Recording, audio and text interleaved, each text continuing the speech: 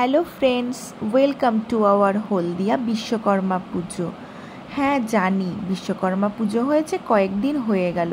আমার কিছু ব্যস্ততার কারণে ভিডিওটা আপলোড করতে একটু দেরি হয়ে গেল। চারিদিকে তো এখন পুজো পুজো ভাব, তবে আমাদের এখানে হলদিয়াতে বিশ্বকর্মা পুজো থেকেই পুজোর মরশুম শুরু হয়ে যায়। এখানে খুব ধুমধাম করে এই পুজোটা হয়।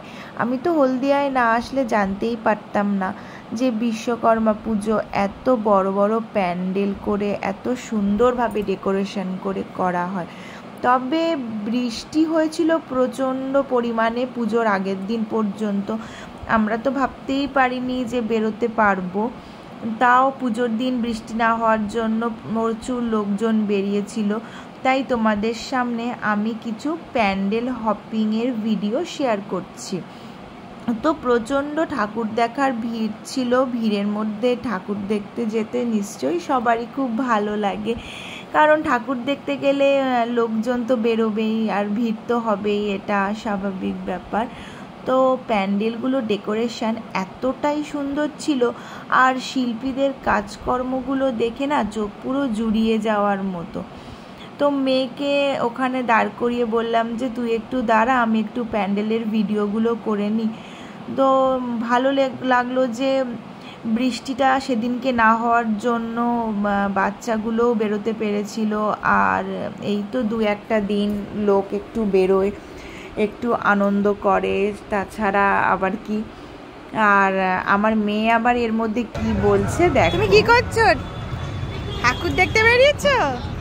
নম করো, এইদিকে ঘুরে করো, নম করো। আমার মেয়ে কিছু পাকা পাকা কথা শিখেছে, পাকা পাকা অ্যাক্টিভিটি শিখেছে, সেগুলোইও সারাক্ষণ করে যায়। তো বাড়ি আসার সময় এই প্যান্ডেলটা দেখছিলাম। আমার এই প্যান্ডেলটা এতটাই সুন্দর লেগেছে যে তোমাদের সাথে ভিডিওটাও আমি শেয়ার করছি।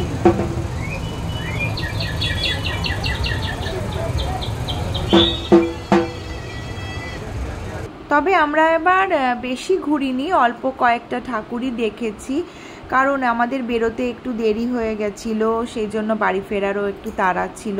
তাছাড়া বাড়ি আসার সময় এখানটায় দেখলাম লাইটিংগুলো খুবই সুন্দর করেছে। আর এই প্যান্ডেলে ঢোকার পর দেখি আমার মেয়ের একটু ঘুমু ঘুমু ভাব এসে গেছে, কারণ রাতটাও অনেকটা হয়ে গেছিলো। তো তখন ভাবলাম আর কি, ঘোরা কমপ্লিট হয়ে গেল, এবার বাড়ি যাওয়ার পালা। তোমাদের যদি ভিডিওটা ভালো লাগে তবে একটা লাইক করে দিও। ওকে, থ্যাংক